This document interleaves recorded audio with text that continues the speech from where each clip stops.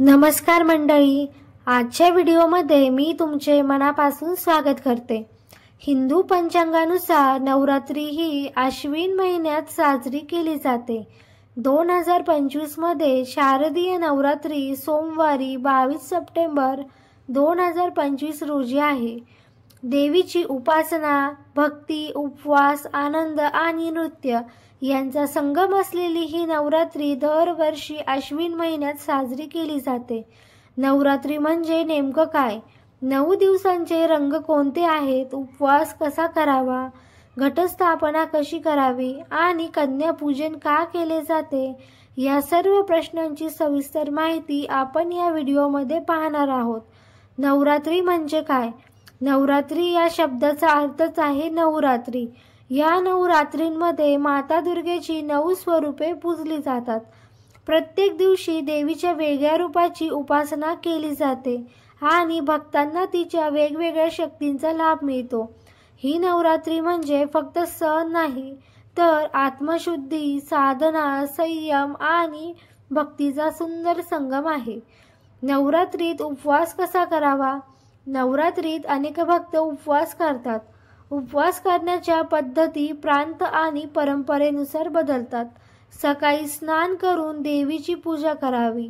उपवासात साधे अन्न, फळे, दूध, साखर, खीर, शहा यांचा समावेश करावा। मासे, मद्य पदार्थ, कांदा, लसूण आणि तामसी अन्न टाळावे।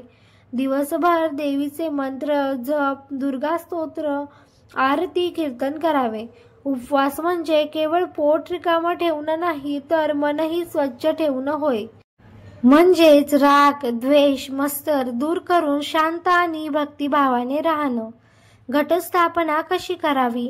नवरात्रीची सुरुवातच घटस्थापनेपासून होते। एका तांब्याच्या किंवा मातीच्या कलशात स्वच्छ पाणी भरावे। त्यात सुपारी, नाणे, हळकुंड, तुळशी किंवा आंब्याची पाने टाकावीत।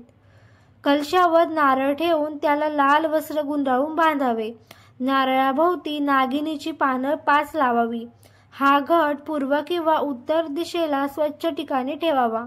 कलशाभोवती सप्तधान्य पेरतात, जे देवीच्या वाढत्या शक्तीचे प्रतीक मानले जाते। घटस्थापना झाल्यावर दररोज सकाळ संध्याकाळ देवीची आरती, मंत्रजप आणि नैवेद्य अर्पण करावे। कन्यापूजन का करतात आणि कसे करावे? चला तर बघूया। नवरात्रीच्या 8व्या किंवा 9व्या दिवशी कन्यापूजन केले जाते। कन्या म्हणजे लहान मुली, ज्यांना देवीचे रूप मानले जाते। 7, 8 किंवा 9 कन्या बोलावून त्यांचे पाय धुवून पूजन केले जाते। त्यांना आसन देऊन त्यांच्या कपाळी कुंकू, अक्षता लावून आरती केली जाते। त्यांना प्रसाद, फळे, गोड पदार्थ, नवीन कपडे किंवा भेटवस्तू दिल्या जातात। शेवटी त्यांच्या हातून आशीर्वाद घेतले जातात। ही परंपरा मुलीच्या रूपात देवीचे पूजन करून तिच्या कृपेला आमंत्रण देण्याची आहे। नवरात्रीत 9 रूपे कोणती असतात? चला तर बघूया। नवरात्रीमध्ये देवीची 9 रूपे पुढीलप्रमाणे। पहिलं म्हणजे शैलपुत्री, स्थैर्य आणि भक्तीचे प्रतीक। 2 ब्रह्मचारिणी, तपश्चर्येचे प्रतीक। 3 चंद्रघंटा, शौर्य आणि स्थैर्याचे प्रतीक। 4 कुष्मांडा, विश्वनिर्मिती करणारी। 5 स्कंदमाता, मातृत्वाचे प्रतीक। 6 कात्यायनी, शक्ती आणि सामर्थ्य देणारी। 7 कालरात्री, अंधकार दूर करणारी। 8 महागौरी, शुद्धता आणि करुणेचे प्रतीक। 9 सिद्धिदात्री, सिद्धी आणि यश देणारी। नवरात्रीचे 9 रंग। दिवस पहिला 22 सप्टेंबर, पांढरा रंग, शुद्धता आणि शांततेचे प्रतीक। दिवस दुसरा 23 सप्टेंबर, लाल रंग, शक्ती, ऊर्जा आणि प्रेमाचे प्रतीक।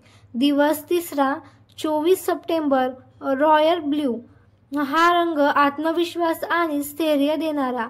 चौथा दिवस 25 सप्टेंबर, पिवळा रंग, आनंद, समृद्धी आणि सकारात्मकतेचे प्रतीक।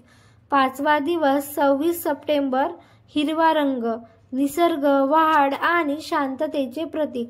6वा दिवस 27 सप्टेंबर, राखाडी रंग, संयम आणि अडचणींवर मात करण्याचे प्रतीक। दिवस 7वा 28 सप्टेंबर, नारंगी रंग, उत्साह, आनंद आणि शक्तीचे प्रतीक असणारा हा रंग आहे.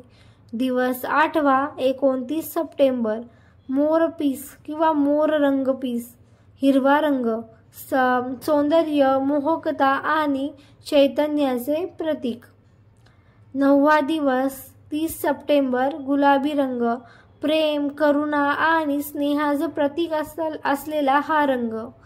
मित्रांनो, नवरात्री हा सण म्हणजे केवळ पूजा पाठ नाही, तर श्रद्धा, साधना, भक्ती आणि सकारात्मक जीवनाचा उत्साह आहे.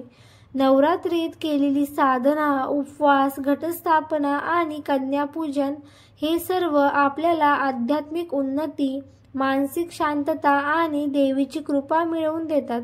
तुम्हाला आजचा व्हिडिओ कसा वाटला कमेंट करून नक्की सांगा आणि व्हिडिओ आवडला असेल तर चॅनल सबस्क्राईब करायला विसरू नका. तसेच आध्यात्मिक माहितीसाठी बेल आयकॉन नक्की दाबा. थँक्यू.